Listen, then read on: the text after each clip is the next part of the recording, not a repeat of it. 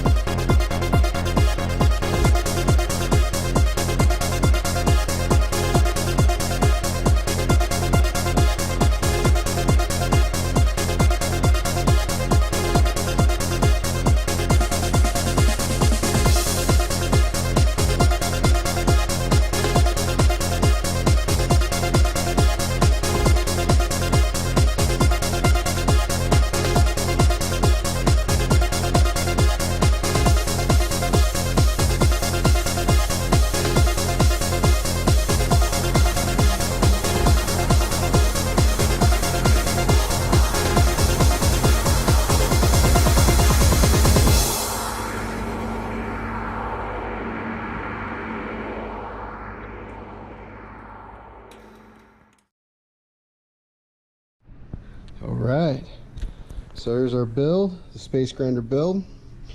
Right now we're going to take a little bit of footage and let you see how this sucker is. Literally no tuning. This is straight out of the box PIDs, stock rates, everything. So pretty much was just set up, calibrated, now it's ready to fly. So we are going to fly it.